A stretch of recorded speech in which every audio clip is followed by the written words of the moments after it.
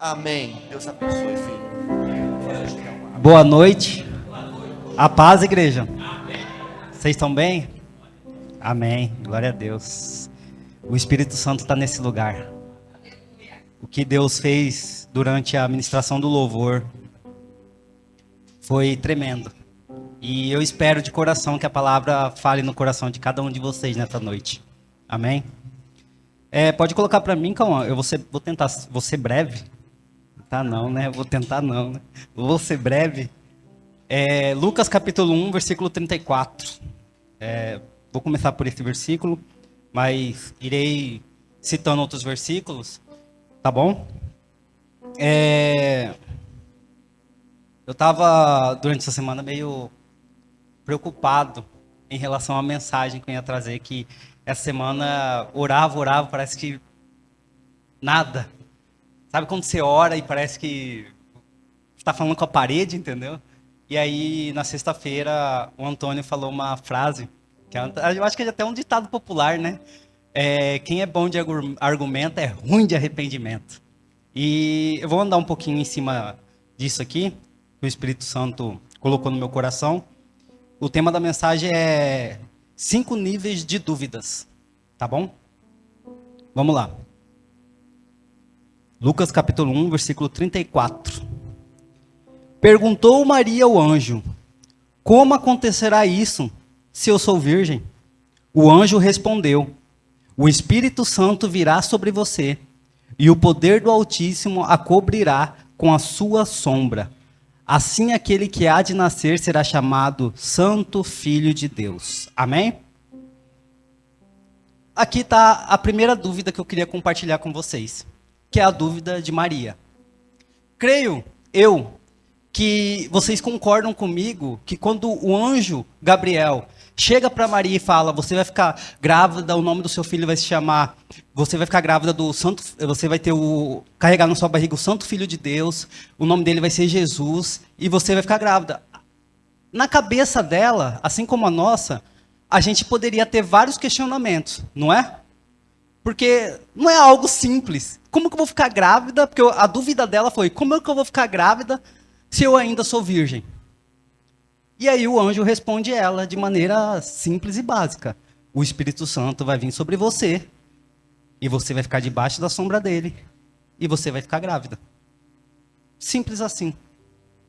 E logo em seguida ela fala bem assim: tá bom, que seja feita com o seu servo, como o meu Senhor deseja. E aí você para e pensa, né? Porque pensando humanamente, você fala: só isso? Tanto questionamento, tantas dúvidas para ela perguntar, e a dúvida dela foi sanada tão facilmente assim. E eu quero colocar vocês no contexto em que Maria, como mulher, vivia. Maria, ela era judia, e quando ela faz o questionamento para o anjo: como que eu vou ficar grávida se eu ainda sou virgem? Ela poderia ter feito outros questionamentos, porque naquela época não existia noivado, tá, igreja? Naquela época não existia noivado. Você era prometida a casamento a alguém. E ela já tinha uma aliança de casamento com José, o pai de Jesus. E então ela poderia questionar: tá, mas quem vai falar com José sobre? E de acordo com a lei judaica, se ela fosse pega em adultério, ela seria apedrejada. E José, se a gente pode até ver ao decorrer do texto, quando o anjo antes do anjo falar com José, a palavra vai dizer que José pensou secretamente em abandonar Maria. Por quê? Porque se ele abandona ela secretamente, ele está dizendo bem assim: eu assumo que a culpa é minha, eu estou abandonando a minha paternidade, não é culpa de Maria. Porque se ela fica grávida, sem eles ainda ter casado ou consumado o casamento, ela seria apedrejada e culpada por adultério. E Maria, ela tinha tanta dúvida para perguntar, tanta coisa. Falar: cara, quem que vai me livrar do apedrejamento, caso alguém fique sabendo? Porque eu sou mulher. E naquela época, A partir em torno ali dos 16 a 20 anos, a mulher já era prometida, poderia já ter prometido, era o padrão ali em torno dessa idade. Então ela já poderia ser prometida a casamento. Então ela era uma pessoa ainda muito jovem. E poderia haver muitas dúvidas na cabeça dela. Assim como poderia vir na nossa, porque é algo sobrenatural. Não é algo simples de se explicar. É algo que só a maneira de acontecer já assustaria qualquer um. Como assim? O Espírito Santo vai vir sobre mim, a sombra dele vai vir e vai deixar eu grávida? Mas peraí, como assim? Tem algo a mais que pode acontecer? Ela poderia questionar. Ela poderia duvidar mais. Mas ela não faz isso. Uma simples resposta do anjo sana a dúvida de Maria. E essa é uma dúvida saudável. Por quê? Porque não é o tipo de pessoa que fica questionando tudo que Deus está fazendo. Ela não questionou em nenhum momento, tá, Deus, mas e isso? E aquilo? Por que daquilo? Ela só falou, tá bom, que seja feita com a tua serva, como o meu Senhor deseja. E assim foi, o anjo foi embora. Então não houve dúvida, porque era apenas uma explicação, já sanava a dúvida dela. E se a gente for olhar, naquela época, o pai investia mais no ensinamento do filho do que da mulher. A mulher aprendia as coisas mais em casa, muitas vezes a mãe ensinando, às vezes sentado na mesa com a família. Mas a partir dos 12 anos, o menino já poderia ir no templo, porque a gente encontra texto na Bíblia que fala que Jesus com 12 anos já estava no templo. Então, a partir dos 12 anos, no templo, você já poderia conversar. E Jesus ele era munido de sabedoria. Mas ele não era munido apenas de sabedoria, ele também era munido de conhecimento. Porque o pai dele, José, passou conhecimento. Sabedoria sem conhecimento não adianta de nada. Porque você só pode exercer sua sabedoria se você tiver conhecimento. E essa era a parte mais importante de José na vida de Jesus. Transmitir conhecimento para ele. E Jesus foi crescendo em conhecimento e foi crescendo em sabedoria. Maria, ela tinha um conhecimento, mas um conhecimento mais superficial da tradição judaica. Ela não tinha um conhecimento profundo. Era uma jovem de 16, 17, 18, 20 anos. Então ela não tinha todo esse conhecimento profundo, como José tinha. E ela não questionou. Sabe aquela pessoa que está lendo a Bíblia agora? Creio que todo mundo aqui já passou por isso, tá bem? Sabe aquela pessoa que está lendo a Bíblia agora? E aí ela tem aquela dúvida? Aí ela chega para o pastor, para a pastora, para os irmãos mais maduros na fé e faz uma pergunta. Ela está no quarto dela orando, algo espiritual aconteceu e aí ela fica meio confusa assim, ela vai lá, sonhou com alguma coisa e pergunta, e o pastor, a pastora, os irmãos mais maduros explicam para ela o que é, ela fala, tá bom, então eu vou continuar buscando, vou continuar caminhando, porque eu quero aprender mais do Senhor. Eu quero ter mais conhecimento, eu quero ter mais intimidade, eu quero viver mais essas coisas sobrenaturais. Então, Jesus, manda mais coisas, porque eu quero caminhar debaixo disso. Então, Maria era uma mulher simples que qualquer explicação já sanava a dúvida dela. O Espírito Santo explicou, ela falou, ok, que seja feita como você disse. Eis-me aqui. E assim ela foi. Ela vai crescendo no Senhor, e conforme ela vai crescendo, conforme ela vai caminhando, mais ela vai ficar madura na fé. E eu não digo quando eu falo ler pouco a Bíblia, eu não digo ler pouco a Bíblia de uma pessoa que lê de vez em quando. Eu digo ler pouco a Bíblia, de ler ela e muitas vezes não entender. Sabe? Eu conheço muita gente que é assim, que lê a Bíblia e pergunta e quer saber porque tem sede e fome da palavra. Quer crescer na palavra. E aí você vai explicar para ela, ela não fica te questionando de uma maneira que seja de provocar, com uma maneira que seja de começar a te irritar com aqueles questionamentos chatos.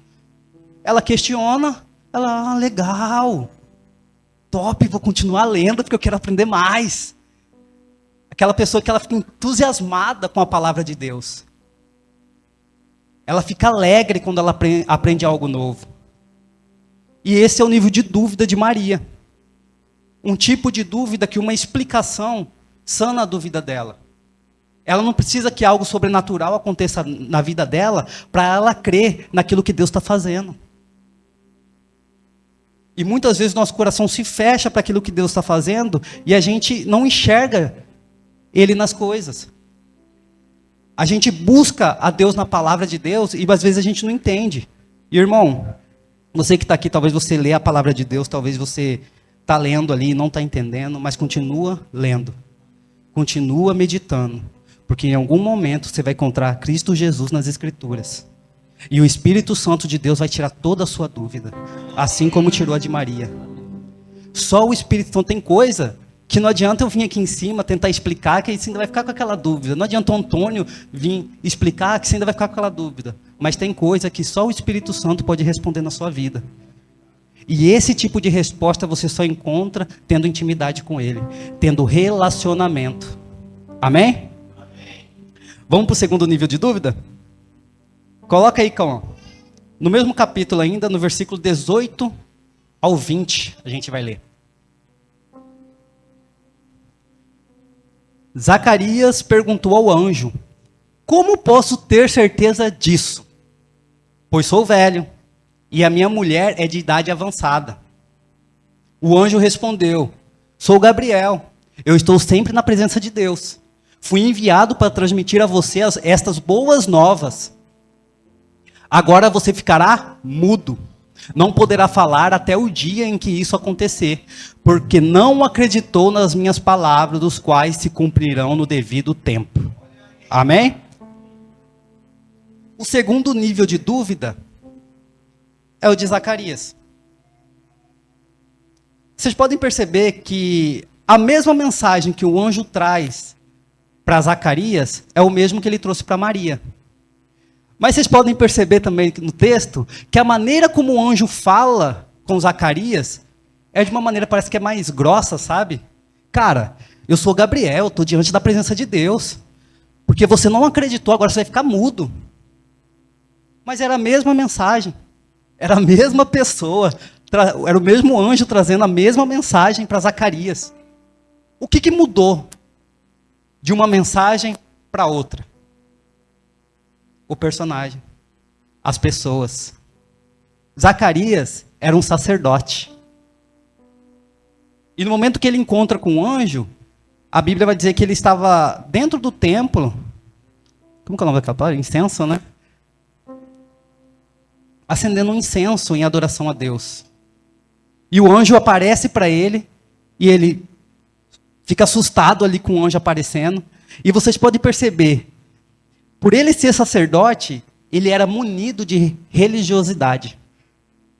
E quando o anjo fala com ele, ele fica assustado. E interrompe a regra dele. Interrompe aquilo que ele estava fazendo. Aquilo que ele estava acostumado a fazer todo dia. Aquilo que ele estava acostumado a fazer para o Senhor todo dia. E o anjo fala para ele: pode parar, Zacarias. Quero falar com você. E o anjo fala dessa maneira com Zacarias, de maneira mais ríspida, maneira mais grossa, porque se a gente lê o texto desde o começo, você vai perceber que diferente de Maria, porque quando o anjo chega para Maria, ele simplesmente fala para Maria: você vai ficar grávida, você vai ser mãe do Santo Filho de Deus, e o nome dele vai ser Jesus. Foi só isso. Maria tinha uma pergunta, o anjo explicou, e ela falou: amém. Vou cumprir. Que assim seja. Ela não... A diferença é que ela creu desde o começo.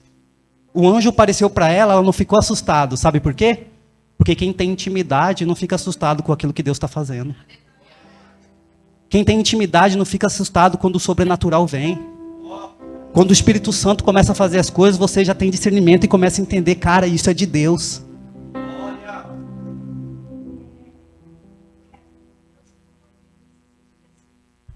Aqui, eu tinha escrevido essa palavra sobre a diferença da palavra que foi entregue, e eu fiquei assim maravilhada, porque Maria era uma simples serva, moça, dona de casa, E Zacarias, sacerdote, que nem você diz, ele tinha todas as informações da religião, mas Maria tinha um Espírito Santo. Então, assim, a diferença, você está dentro da igreja, tem gente que às vezes está em cima do altar, está cheio de conhecimento, cheio de palavra, mas não tem um Espírito para interpretar. E Deus, ele usa quem tem intimidade com ele. Então, quem tem intimidade, fala, eis-me aqui, sou sua serva. Ela não recusou, ela não disse, eu sou noiva, eu não posso engravidar, o que o meu noivo vai pensar de mim? Não, ela não questionou isso para o anjo. Que seja feita a vontade do meu Senhor. Então, ela estava disponível, independente da situação dela. Não é aquilo que eu quero, é aquilo que ele quer. Ela queria casar e ter uma família normal. O Senhor queria que ela fosse a mãe do Cristo. Então, ela deixou, ela correu o risco de José, do noivo, repudiar ela, rejeitar ela, mas ela escolheu entre o coração dela e a vontade do Pai. Aleluia. Amém. E Zacarias, ele era um cara que era cheio de religiosidade. E por conta da religiosidade dele, ele não conseguia entender aquilo que o anjo estava falando para ele. Porque depois o anjo começar a listar para ele todas as bênçãos, cara, as suas orações foram ouvidas. Olha só, a oração dele foi ouvida. O anjo veio trazer uma boa notícia. Suas orações foram ouvidas. A sua esposa ficará grávida. O seu filho vai ser uma bênção. Ele vai ser alegria para essa nação. Ele vai converter o coração dos pais ao coração dos filhos. Ele vai trazer um novo tempo. E daqui a pouco eu vou falar sobre João Batista. Que esse aí é top demais, você é louco. Mas ele era munido de religiosidade. E mesmo depois do anjo ter citado para ele uma lista de bênção, uma lista de coisas boas, ao invés dele glorificar, aleluia, glória a Deus, finalmente Deus ouviu minhas orações. Amém, Senhor, obrigado, que assim seja. Ele perguntou, tá, e como que vai ser isso aí? Porque eu já sou velho, não estou mais aguentando, a minha velhinha não aguenta mais também. Como que vai acontecer? Como que vai ser? E aí o anjo fica irritado, porque, cara, você orou por isso, eu te dou dando uma boa notícia do que o Senhor vai fazer na sua vida, e você ainda está questionando. Aí o anjo falou, se for assim, então você vai ficar mudo. Sabe qual que é o tipo de cura para esse tipo de pessoa? Que é cheia de religiosidade, que não consegue entender o que Deus está fazendo no agora, no novo. É quando Deus toca na estrutura da pessoa. Deixa eu falar uma coisa para você. Zacarias, ele era sacerdote. E o sacerdote, ele não poderia ter problema físico. Ele não poderia ter nenhuma enfermidade, senão ele não podia servir no templo. E aí o anjo falou, só porque você não creu, para você crer naquilo que Deus está fazendo na sua vida, você vai ficar mudo. Então toma cuidado, irmão. Porque talvez o Espírito Santo de Deus quer ter um relacionamento com você, quer falar com você, quer liberar algo tremendo sobre a sua vida, mas muitas vezes a dúvida que está no seu coração não permite. E toma muito cuidado, porque ele pode mudar algumas coisas nas áreas da sua vida. Ele pode silenciar até o seu ministério. Como foi de Zacarias. Ele pode até silenciar aquilo que você, no seu pensamento, você achava que era certo. Não. Você pode perceber que todo religioso, quando você muda alguma coisa no culto, ele já fica bravinho, irritado. Ele, não, peraí. Não é assim que se faz culto. Não é desse jeito. E aí já vem aquela irritação, porque ele está acostumado a estar aqui, ó, regra, tem que ser desse jeito, tem que ser dessa maneira. E aí quando o Espírito Santo chega, como chegou no culto agora, no momento do louvor, ele já começa a criticar. Não, mas não é assim. É só cantar 4 louvores ali, tudo bem, vamos para a palavra. Irmão, se o Espírito Santo está fazendo, deixa o Espírito Santo fazer. Se o Espírito Santo chegar aqui agora e falar para mim entregar o microfone e só orar, a gente vai só orar. Porque a voz maior não é a minha, é a dele. Zacarias era cheio de religiosidade. E o Espírito Santo quer quebrar a religiosidade de muitos que estão aqui nessa noite. Ah, mas eu não sou religioso. Irmão, todo mundo cresceu com um pouco de religiosidade cultural na sociedade. Talvez você cresceu dentro da sua casa, aprendendo algo, e agora o Espírito Santo de Deus quer desmontar toda essa estrutura que você foi aprendendo ao decorrer do tempo, para colocar aquilo que realmente importa, para aquilo que Ele realmente deseja na sua vida, para o verdadeiro propósito de Deus. Talvez você pensou que era de uma maneira, mas o Espírito Santo está falando que é de outra. O apóstolo Paulo tem uma passagem que o apóstolo Paulo fala bem assim: quando eu queria ir para a esquerda, o Espírito Santo falava para mim para a direita. Quando eu queria permanecer de direita, o Espírito Santo falava: não, agora volta para a esquerda. É assim que a nossa vida como cristão tem que ser guiada. Não é por aquilo que eu desejo, é por aquilo que o Espírito Santo deseja. É por aquilo que o Espírito Santo tem ministrado no nosso coração. E a gente tem que abrir os nossos olhos e entender o novo de Deus. E não fechar o nosso coração. Deus quer se revelar a nós. Deus, Ele não quer uma pessoa religiosa, Ele quer uma pessoa de relacionamento. Jesus, Ele não veio nos apresentar uma nova religião. Jesus, Ele não fundou o cristianismo. Quem fundou o cristianismo foram as pessoas. Jesus, Ele veio nos ensinar a ter um relacionamento com o Pai. E é isso que o Senhor deseja. O Senhor deseja sanar a nossa dúvida, para que a gente venha caminhar de acordo com a vontade dEle, e não de acordo com a nossa. Que seja feita a vontade dEle com o seu servo. Amém? Vamos para o terceiro nível de dúvida? Coloca aí, Cauã. Mateus 11, 2.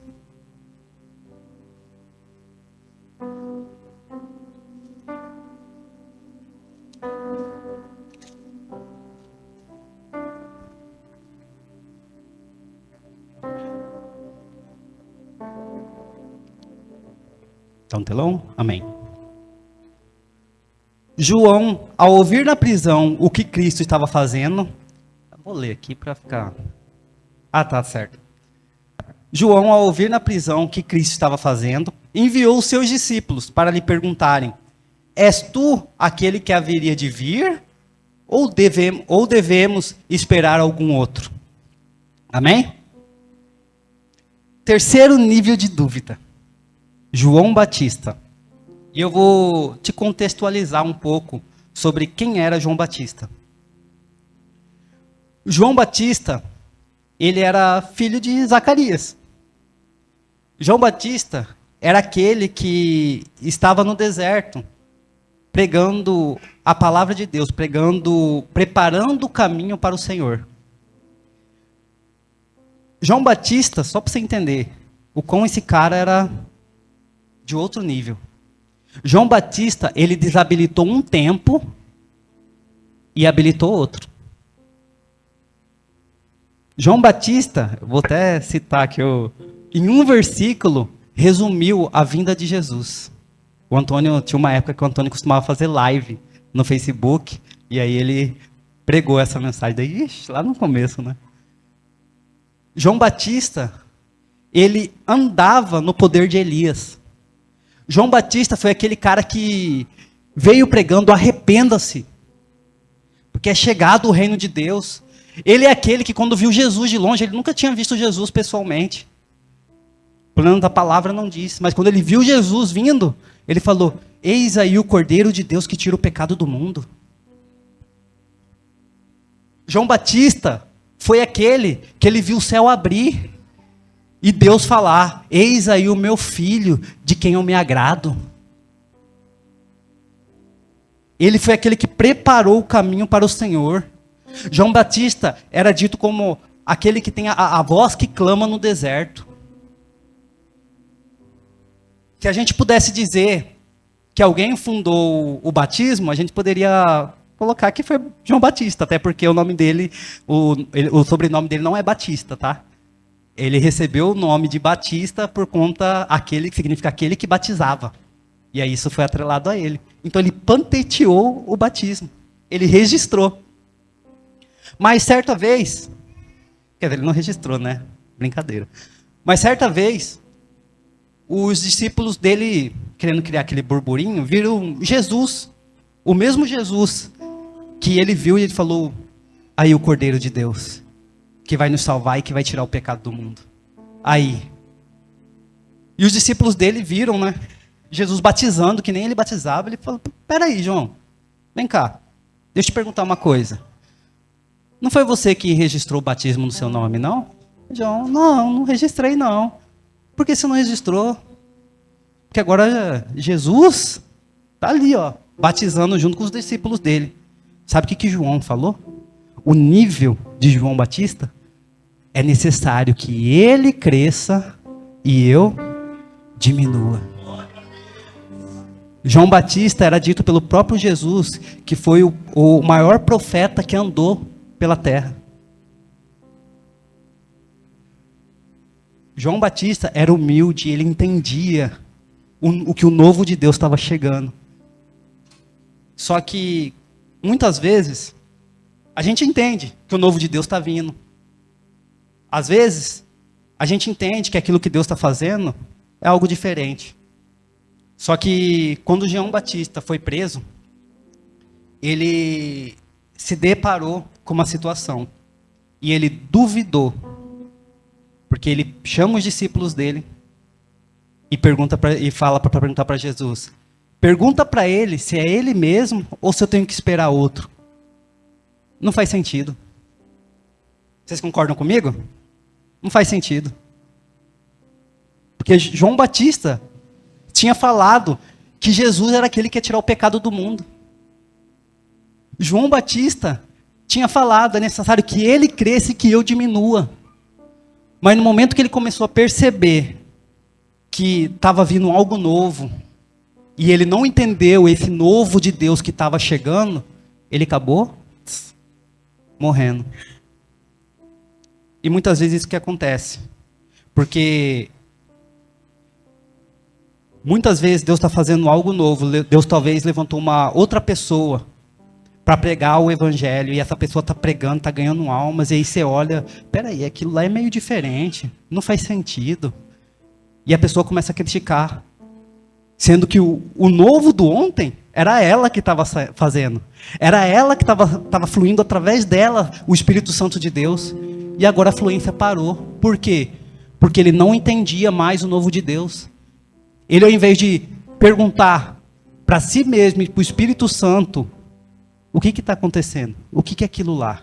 De querer entender o novo que estava acontecendo, ele preferiu duvidar daquilo que o próprio Senhor tinha revelado no coração dele, que Jesus era o Cristo. E muitas vezes isso acontece. Às vezes a gente encontra pregadores que... Vou citar um exemplo do Alessandro Vilas Boas, que eu vi em um podcast dele com Morada esses dias. E ele começa a contar o testemunho de quando ele estava sendo usado por Deus, quando ele começou a compor as músicas dele, o Espírito Santo vinha, ele era chamado para várias igrejas para pregar o evangelho, para levar o louvor que foi ministrado. Mas daí chegou um momento, foi passando, até tem vídeo dele no YouTube, de pastor pegando nele, falando que ele não podia, que ele tinha que se converter, que isso não era de Deus e tal. Só que aí o tempo foi passando, e aí ele se deparou com a nova geração vindo. E aí ele contando, falando que ele estava com a esposa dele, e ele começou a criticar uma outra pessoa que estava pregando o evangelho. Começou na cabeça dele conversar com a esposa dele: não, mas isso aí tem algo de errado, não é assim, não é desse jeito. E a esposa dele falou para ele, sabiamente: Ale, você lembra que 10, 15 anos atrás, era você que estava vindo trazer o novo de Deus e as pessoas te criticavam e te perseguiam? E aí ele falou, eu sou o ontem que estou criticando o hoje de Deus. E a gente tem que entender que Deus é Deus de novidade. Deus, ele é aquele que faz novas todas as coisas todos os dias. E a gente tem que entender e ter discernimento de espírito para entender a novidade de Deus.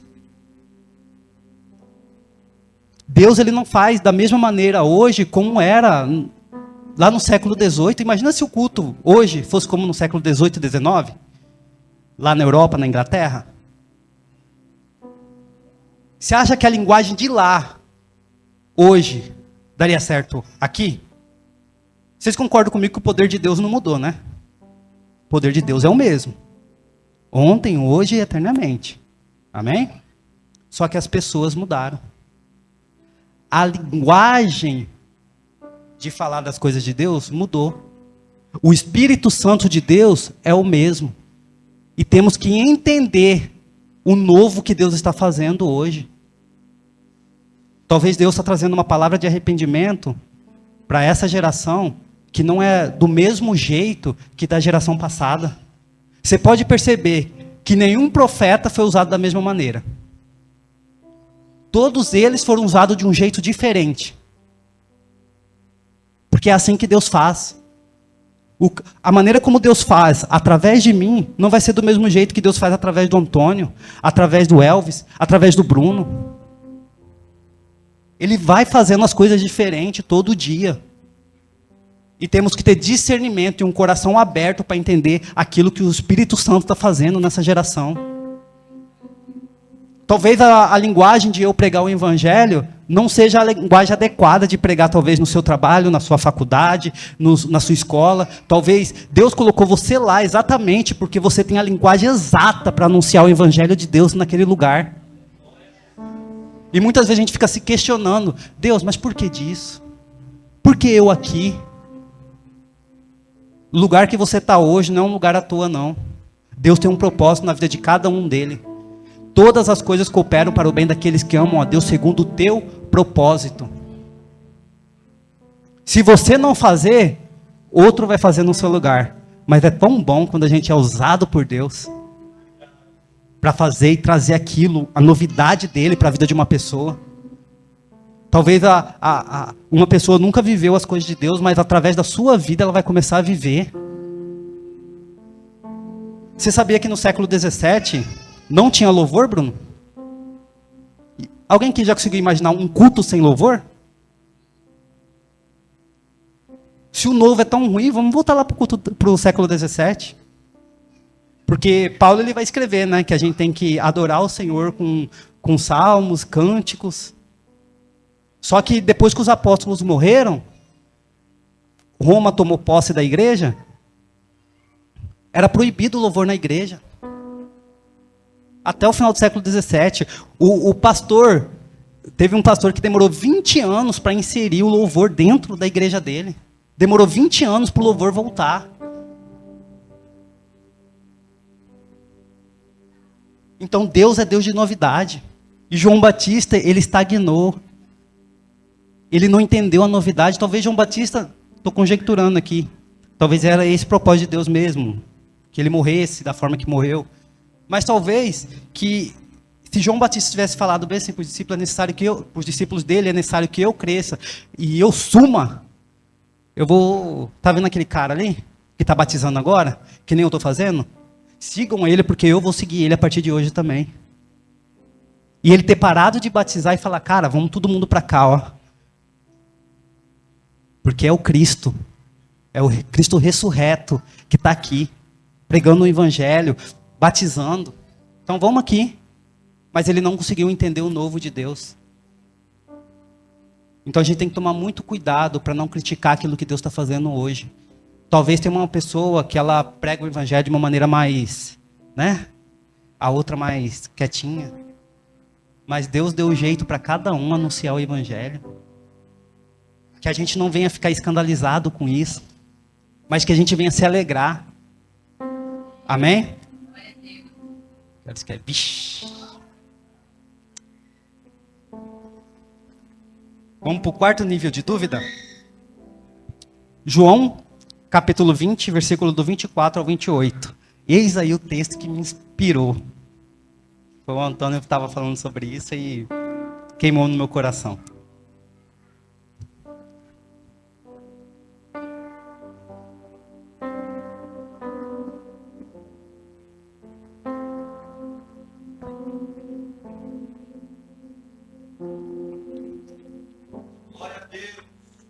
João 20, versículo 24.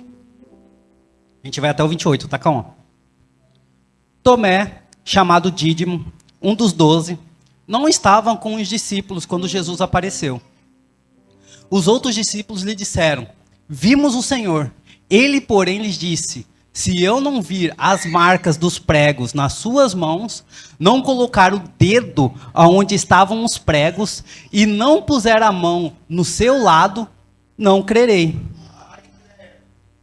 Uma semana depois, os seus discípulos estavam outra vez ali e Tomé estava com eles. Apesar de estarem fechadas as portas, Jesus entrou, pôs-se no meio deles e disse: a paz seja com vocês. Jesus disse a Tomé: coloque o seu dedo aqui e veja as minhas mãos. Estenda a sua mão e coloque-a no meu lado. Pare de duvidar e creia. Tomé lhe disse: Senhor meu e Deus meu.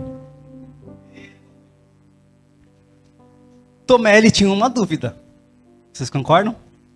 Qual que era a dúvida de Tomé?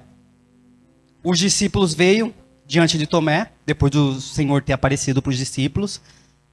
E os discípulos vão correndo contar para Tomé, porque Tomé não estava na reunião com os discípulos. Faltou o culto. Se tivesse faltado, teria recebido.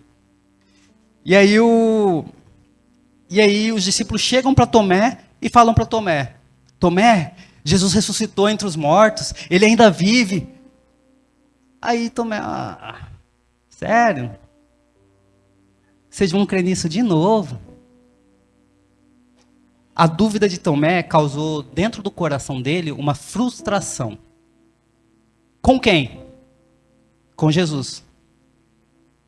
Tem uma passagem que vai falar sobre 2 discípulos que estavam a caminho de Emaús. E esses 2 discípulos estavam falando sobre Jesus. Cara, Jesus morreu. E aí do nada Jesus aparece perto dele e fala: e aí, sobre o que estão falando aí? Ué, você não está sabendo? O grande profeta, Jesus de Nazaré, foi crucificado ontem. Você pode perceber que eles até rebaixaram Jesus. Porque até ontem, Jesus era o Cristo. Agora ele era o grande profeta. E aí, eles começaram a falar com Jesus ali. E aí Jesus se revelou a eles e eles ficaram assustados. O maior problema de Tomé foi uma frustração que ele teve com o líder dele. Por quê? Porque, falando de acordo humanamente com uma mente judaica, eles pensavam que Jesus ia ser aquele rei que ia tirar Israel do governo de Roma e começar a governar. Então, quando Jesus chama Tomé, imagina só, você gasta 3 anos e meio da sua vida, falando humanamente, tá? Você gasta 3 anos e meio da sua vida servindo Jesus, que na sua mente judaica você acha que ele é aquele que vai reinar, vai instalar um reino, que vai governar sobre a terra naquele momento, e aí do nada ele morre. Imagina a frustração de Tomé. E aí eu fico imaginando, cara, a frustração de Tomé foi tão grande que eu acho que ele deve ter voltado para o que ele fazia. Por isso que ele não estava reunido junto. Aí você fala: mas o cara viu as coisas. Irmão, Pedro, que era íntimo de Jesus, voltou para os seus negócios, voltou a pescar peixe lá. Imagina Tomé. A Bíblia não fala que ele tinha algum negócio e tal. Mas coloca no lugar dele. Ele criou a dúvida que foi gerada no coração dele. Não foi culpa de Jesus. Porque Jesus nunca tinha prometido isso. Ele criou uma expectativa em relação a Jesus que Jesus não supriu. E ele se frustrou com Jesus. Vocês podem perceber que no texto, quando Jesus aparece, Jesus só vai aparecer e vai dizer bem assim, ó. A paz seja com vocês. Tomé, vem cá. Jesus foi ali para falar com Tomé. E sabe qual que é o tipo de cura para pessoas como Tomé? E eu conheço vários Tomés. Eu um dia quase me tornei um Tomé. Sério. Porque às vezes a gente vê determinadas situações e a gente fala, cara, não é possível que Deus está operando aí. E aí seu coração começa a se fechar de tal maneira que você fala, começa a endurecer, você fala, cara, eu não quero mais acreditar nisso. Os discípulos chegaram para Tomé e falaram, cara, Jesus ressuscitou, venha ver. Aí ele fala, cara, Jesus, sério? Sério? Esse papinho de igreja de novo? Sério? Esse papinho de pastor? Todo pastor é ladrão. Dízimo? Não, dízimo só serve para o pastor ficar rico. Igreja lá naquele lugar onde as pessoas só... Quando a gente precisa de ajuda, ninguém estende a mão. Sabe? Aquela pessoa que gerou uma expectativa na igreja, que gerou uma expectativa em Jesus e agora está frustrado e começa até criar uma incredulidade tão grande no seu coração que começa a duvidar que Deus existe. Porque foi frustrada, foi machucada, foi ferida. E não foi a igreja que feriu ela. Ela criou uma expectativa que não existia no coração dela. Ela deu lugar para o inimigo confundir a mente dela e falar, ó, isso aí está errado. E aí ficou mais olhando para o erro do irmão do que olhar para o próprio erro. Sabe qual que é o tipo de cura para esse tipo de pessoa? Tocar no corpo glorificado de Cristo Jesus. E quem é o corpo glorificado de Cristo Jesus hoje? Quem é? A igreja. Essas pessoas só vão curadas quando elas voltarem para o meio e tocarem nas feridas da igreja, porque a igreja tem feridas. A igreja não é perfeita. Ela falha, ela erra. Mas é através da ferida do outro que muitas vezes a gente encontra a nossa cura. Igreja, aqui na igreja tem gente normal. Aqui não tem nenhum super-homem. Todo mundo aqui tem seus defeitos e qualidades. Às vezes tem uns X-Men aí que tem uns sonhos, né? Tem umas visões. Mas amém. A gente sente fome. A gente sente sede. A gente engorda, emagrece. Às vezes a gente chora. Às vezes a gente se alegra. Se diverte. Se entristece com as coisas que está acontecendo. Tem dificuldade também.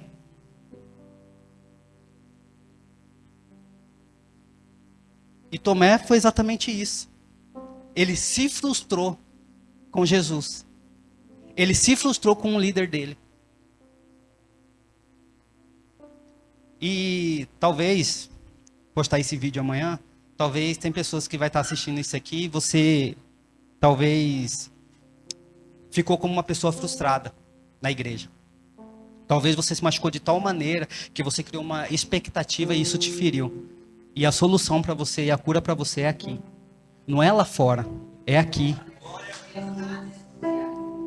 Jesus ele está querendo te curar daquilo que você está, da dúvida que entrou no seu coração e e endureceu o seu coração de tal maneira que agora você não consegue enxergar o quanto Jesus te ama.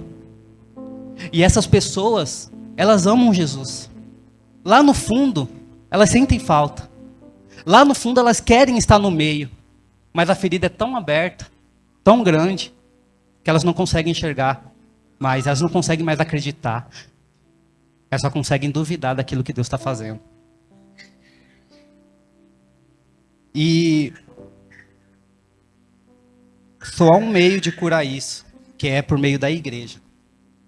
Eu gosto de dizer que a igreja é o único método de Jesus. Não tem outro método. Não adianta a gente querer inventar coisa, porque o único método é estar aqui reunido com os irmãos. É estar aqui em uma sexta-feira, onde a oração está pegando, onde as pessoas estão chorando, pedindo oração, e um orando pelo outro, um ministrando uma palavra para o outro, e o Espírito Santo curando.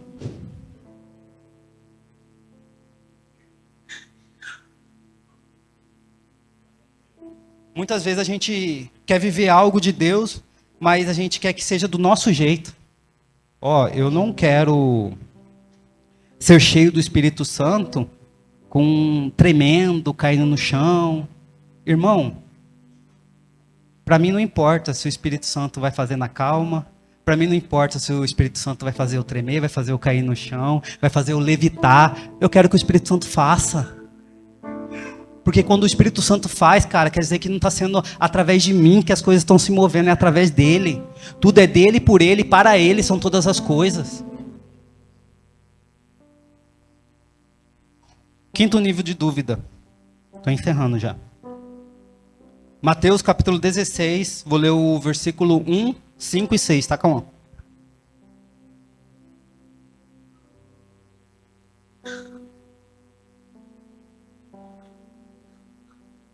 Vocês estão me entendendo? Amém? Glória a Deus. Os fariseus e os saduceus aproximaram-se de Jesus e o puseram à prova, pedindo-lhe que mostrasse um sinal no céu. Quando os discípulos foram para o outro lado do lago, esqueceram-se de levar pão. E Jesus lhes disse: estejam atentos e tenham cuidado com o fermento dos fariseus e dos saduceus. Na verdade, a quinta dúvida é a dúvida do fariseu, que na verdade não é dúvida, é questionamento. O fariseu é aquele que só sabe fazer questionamento, sabe? Um questionamento que não vai levar a lugar nenhum, um questionamento inútil. No meu trabalho tinha uma pessoa que muitas vezes a gente ia fazer transmissão junto, e ele ficou sabendo que eu era cristão, ele perguntou para mim, né, algumas coisas da Bíblia, e eu fui falando, todo empolgado, né, o cara quer saber e tal. E aí ele, depois que eu terminei de explicar, ele falou: legal, isso aí eu já sabia. Uma dúvida que só gera confusão. O fariseu é aquele que só pergunta para ver se você sabe mesmo, para gerar uma raiva no seu coração, gerar uma intriga. E você fala: cara, para que perguntar isso? O fariseu é aquele que já viu 3.000 vídeos no YouTube sobre um assunto, e ele vai lá e fica questionando, para poder questionar a outra pessoa, sendo que ele já tem o seu conceito formado, já que ele já tem sua mentalidade formada sobre aquilo. E aí ele pergunta só para provocar, só para colocar alguém à prova. E o conselho de Jesus para essas pessoas é: tome cuidado com os fermentos do fariseu. Eles não querem tirar uma dúvida como Maria. Eles não têm uma dúvida como Zacarias, que Deus tem que tocar na estrutura dele para ele começar a crer.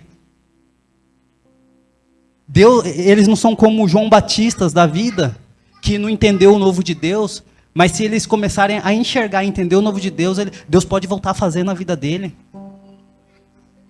Os fariseus não são como os Tomés da vida, que eles só precisam voltar para a casa do Senhor e tocar na ferida do corpo. Os fariseus são aqueles que fazem um questionamento inútil, para causar confusão para as Marias, para causar confusão para os Zacarias, para causar mais confusão para os João Batistas e para os Tomés. São aqueles que já têm um conceito formado. Já têm a mentalidade. Não, eu já estudei tudo isso aqui, mas eu quero questionar a pessoa para ver se ela é de Deus mesmo e sabe a palavra. Aí eu pergunto: agregou o quê? Você pode perceber que um fariseu, ele nunca tem um testemunho espiritual para contar. O fariseu, ele nunca consegue descrever a transformação na vida de alguém. Ele nunca consegue dar um testemunho, falar de algo espiritual, porque o fariseu não tem relacionamento com Deus. É o tipo de pessoa que fica lendo, estudando, só para questionar. não tem um relacionamento com o Pai. É a pessoa que o coração dela está tão endurecido que ela sente prazer em questionar alguém só para ver ela se sentir mal. Ver a pessoa confusa, gaguejando.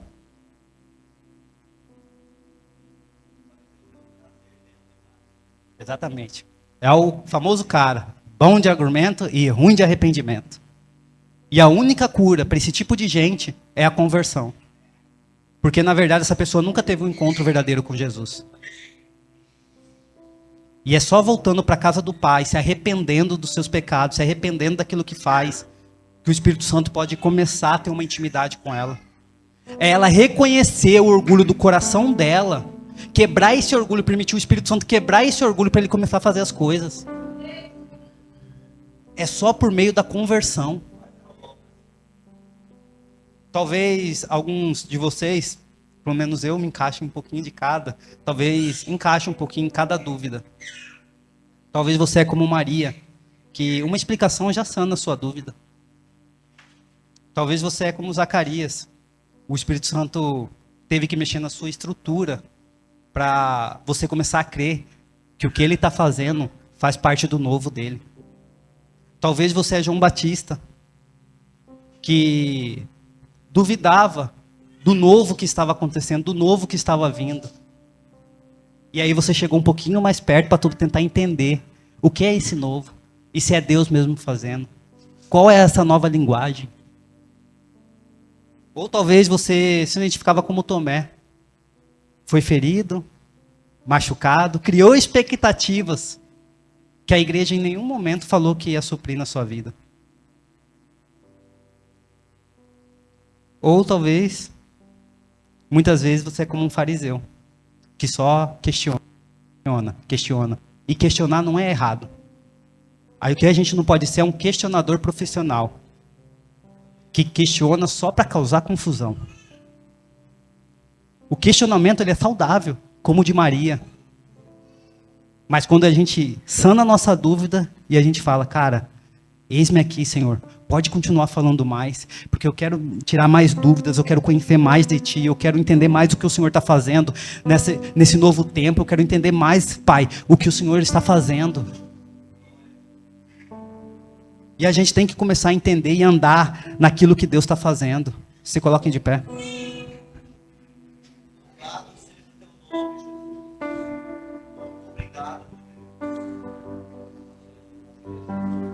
Eu oro para que o Espírito Santo de Deus traga cura para as feridas que foram abertas no coração de vocês, em relação à igreja, em relação a alguma dúvida que surgiu na sua vida, e essa dúvida, ao invés de te aproximar de Deus, te fez mais pecar ainda, sabe? Fez te afastar da presença de Deus. E que essas dúvidas, elas venham ser sanadas. Amém? Coloque a mão no coração, quero orar pela vida de vocês. Senhor, estamos diante da Tua